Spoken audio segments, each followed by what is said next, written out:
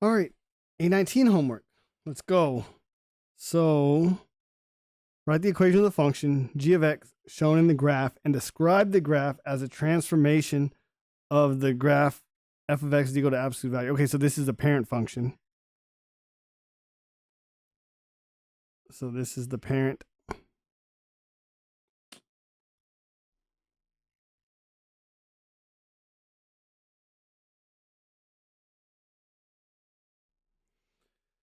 Okay, remember the parent function goes like this. So what are we doing? What's happening? Well, it's reflected downward. So I know that. So when it's reflected downward, that's vertical motion. So it's definitely a negative outside the absolute value because it's reflected down.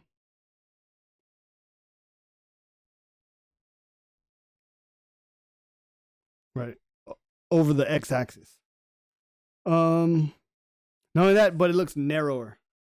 So the narrowness, like when you're crushing it this way, that can be literally two things. One, it's a horizontal compression because it's squeezing it horizontally. But likewise, it's also a vertical stretch. So a vertical stretch this way. So when you're pulling it vertically, that makes it go this way. So really, we could use either one of those. So the easier way to think, because right now it doesn't say which one to use, right? Like it's open for interpretation. So vertical stretch is going to be multiplying by a number. In fact, if you look and see at the vertex, the slope to the next nice point, it went down 2 over 1. So 2, right? Negative 2. That's what, so that negative 2, the negative part flips it, and the 2 part is crushing it like this. And then it's no movement left and right, so that's nice.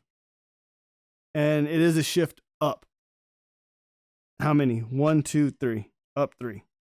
Okay, so this is one interpretation. Now, let's just say you're one of the ones that don't notice the vertical stretch, but you notice the horizontal compression. So that's going to look like this. So negative, and then x inside, and it's still up 3. All right, a vertical compression is going to be 2, believe it or not. Right, it's 2. So 2 is a larger number. It's larger than 1. And everything inside of the absolute value is opposite of what you would think. So a bigger number is actually going to make it narrower, right, by a factor of 1/2. So either one of these would work. You have to wrap your mind around that one. Watch that a couple times. Okay, so let's see. Let's look at A. So this is going to be left 3 and down 1. Right, the parent function, left 3 and down 1. So left 3, 1, 2, 3, and then down 1. All right. And it's always the slope. If there's nothing being multiplied, right, nothing's being multiplied. So it's that 45-degree angle, up 1 over 1, up 1 over 1.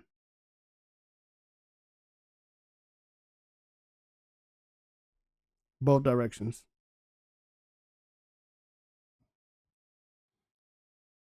All right, that's A. B, we're going to, so 1/3, right? So this is going to be a vertical shrink or compression. I like the word compression. By a factor of 1/3 and up 2. Up 2. So a vertical compression.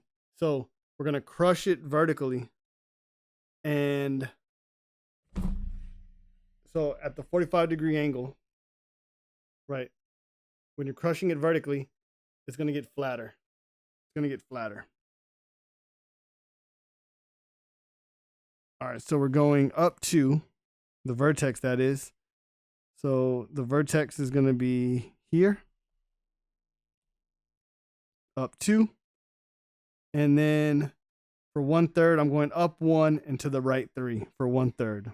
Up 1 to the right 3. To the right 3. Both directions.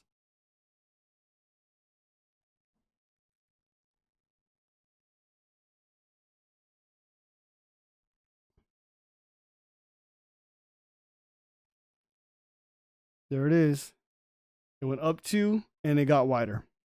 Or flatter. Flatter. Or wider, I guess you could. Wider is a good word also. Okay. C. Let's go back to red. So this is going to be. So the -2 is outside, right? We just talked about this. This is going to get reflected and it's going to get narrower this way, right? Because it's a vertical stretch. It's a vertical stretch. So it's reflected.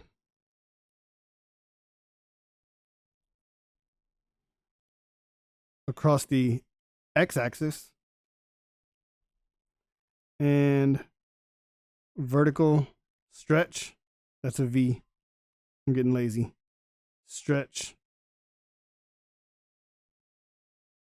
And then right 1, down 1. Right 1, down 1. Right, because the inside lies. That -1 is going right. The outside's telling the truth, so it's going to go down. Okay. So reflected and then stretched. Okay. Right down. All right, so what do you do first? That's the question. Personally, I like to reflect and then stretch. Either one of the reflection or stretches, anything that's being multiplied, right? This -2, it's best to handle that first. The 1/3, it's best to handle that first. For the most part, especially if there's a reflection though. When there's a negative, for sure, start with the reflection. So I know that this thing is the function, right? It's now I'm gonna have to erase because I'm gonna have to do some things. So look, it's gonna go down 2 over 1, down 2 over 1, right? 1 is being reflected, right? Because even if you say the slope is 2 over 1, right? Up 2 over 1, because that's really what's happening. Up 2 over 1. So it's going this way, but then it gets reflected down. So you might as well just do it down.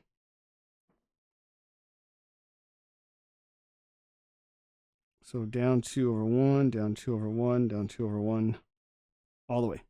All right, so this is the first part. Now, this is going to shift and then down. So how much is it shifting? Down, right 1, down 1. So it's going to go to the right and down. So really, I'll do it in blue. So this is what it's going to look like. The blue is the final answer. Down 2 over 1, down 2 over 1. All right. So blue is what it is. You could erase the red one if you want, or lightly sketch the red one. Okay. Letter D. Okay, we have a 5. So it's going to be very narrow. Right? It's going to be very narrow. 5 is way bigger than 1. And it's going to go right 1 and down 4. So doing the stretch part, or it's not being reflected, so I guess you can move it first if you wanted. So right 1, down 4. 1, 2, 3, 4. Right 1, down 4. There it is. That's left. Right 1, down 4. Okay. Now, that's the vertex. Then it's going to go up 5 over 1 because it's a vertical stretch. Up 5 over 1.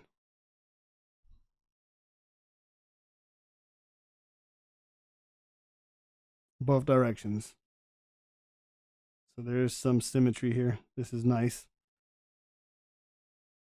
Okay. Connecting the dots.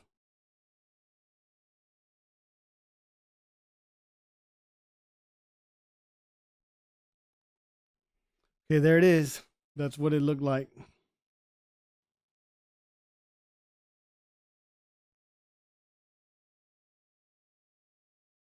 Write the equation. All right, number 3. Write the equation for each transformation of absolute value of x. Okay. Translated right 7 units. Shrunk vertically by a factor of 0.5s. And translated up 5 units. Okay, so let's do this. F of x is equal to, so translated right. So inside, that's going to be horizontal, right? Right and left is horizontal, and it's inside, so it's going to lie. Right, that means minus. Vertical stretch by a factor of 1/2, so that's normal, right? Telling the truth is going to stretch it, or shrunk rather, like here, shrinking vertically, it's got to be less than 1, so it is 0.5. And then translated, so shifted up, plus, there it is, √5. Okay, B, stretched horizontally by a factor of 5. Okay, horizontal is inside. So if I'm stretching something horizontally, it's got to be less than 1, right? It's got to be small. A stretch is small inside by a factor of 5, so 1/5. Reflected over the x-axis, so over the x-axis is this way. So that's a vertical motion, so negative is going to go outside because it's negative is the only thing that reflects. And then translated down 10 units, so minus 10. So f of x is equal to this. I might have to watch that a couple times to hear my logic, but that's it. Okay, C, translated right. Again, this is horizontal movement. Right is horizontal, and it's going right, and it's inside, so it's opposite of what I'm thinking.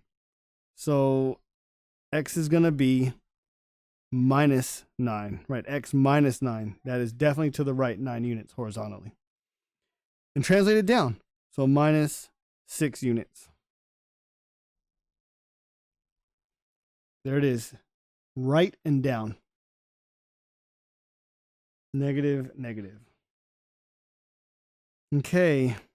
Which function is shown in the graph? So the best thing that I can do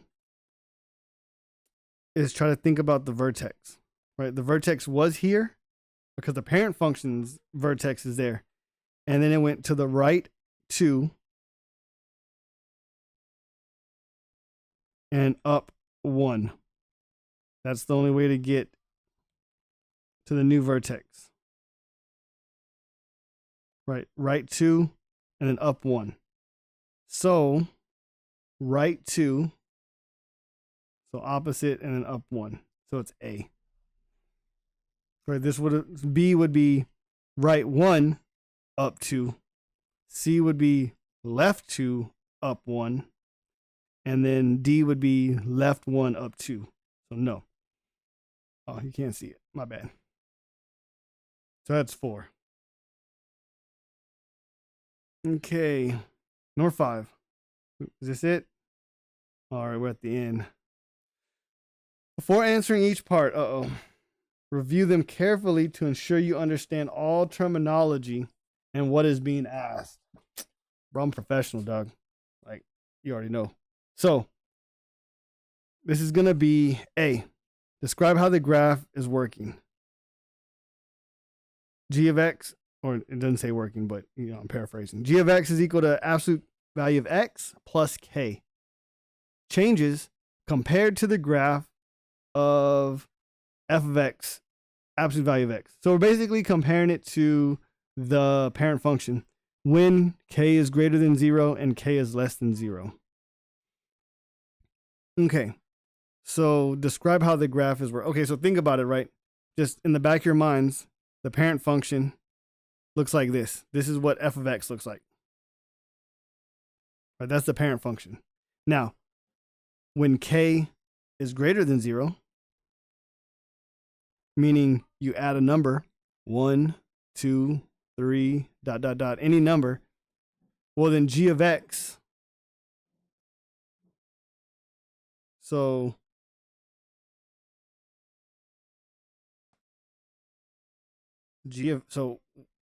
if k is greater than 0, g of x translates up.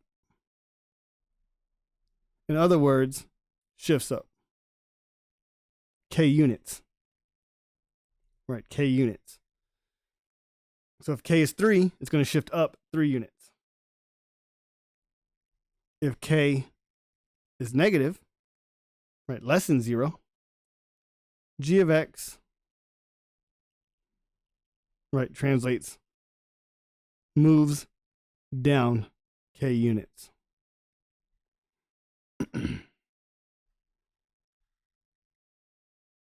If somehow you have a key and this doesn't match the key, it's okay. Like, this is what's happening. So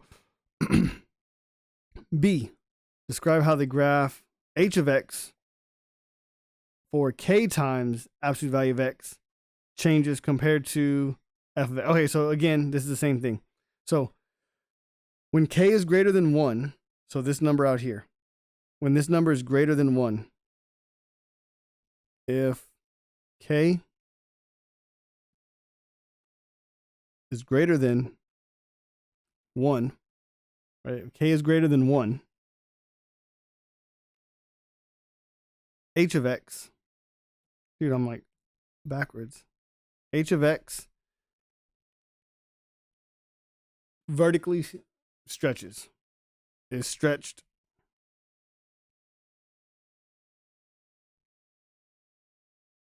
vertically by a factor of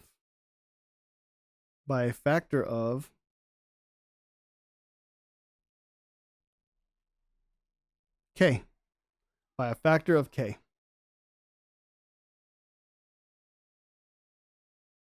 Okay, I want to shift left a little bit.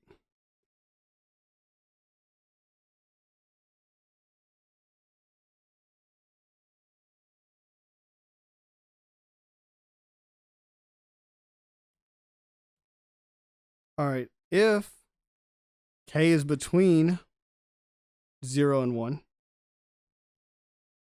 h of x is compressed vertically.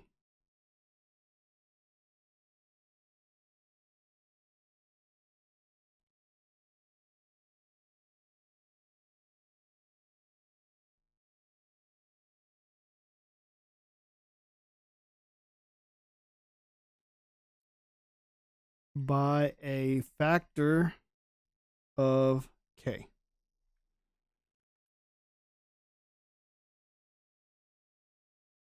All right, so this is actually good, right? Because seeing what's happening and seeing these definitions, this is good stuff right here. So describe how the graph j of x. Now look where k is, right? K is inside. So this is definitely horizontal.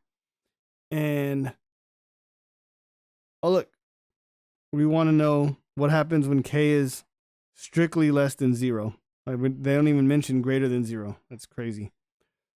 Okay, so when k is negative, right? When k is negative, so if you put a negative number, like let's just say -2, right? -2, -3, -4, any negative number, what's happening? If k is negative, then j of x is, well, it's negative, so first it's going to be reflected across which axis, x or y? Inside's horizontal, so left and right. So this is going to be like it's rotating this way. So it's going to be y-axis.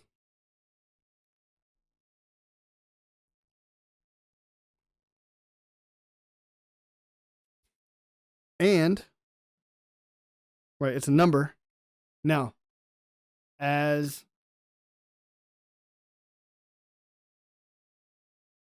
okay, so there's two things happening right here.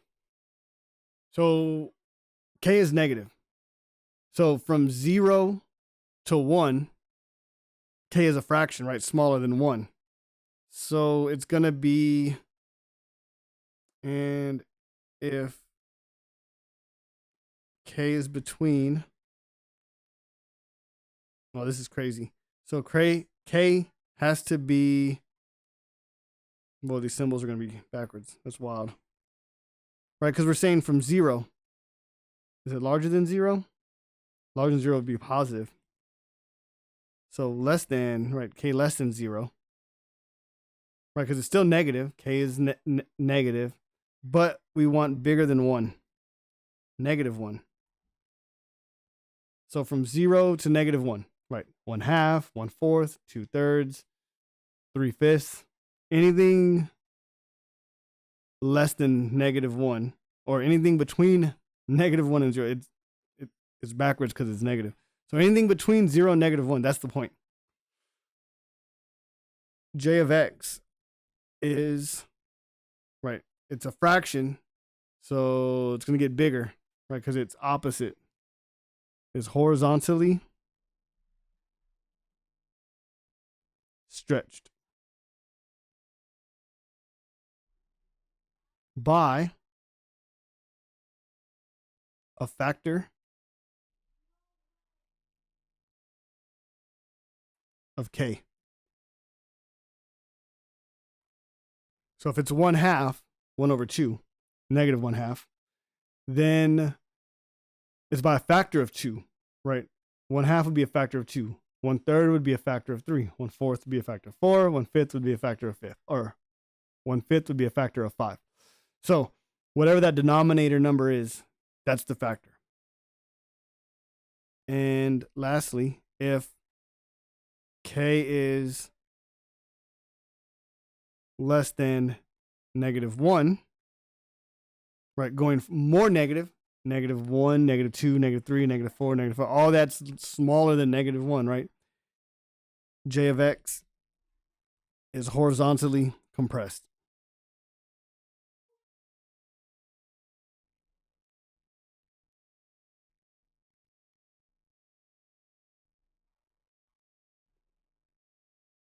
By a factor of 1/k. Right? If it's -2, well, then it's going to be by a factor of 1/2. If it's k is equal to -3, it's going to be by a factor of -1/3. Okay, there it is. Hopefully it helped you. Catch you in the next video.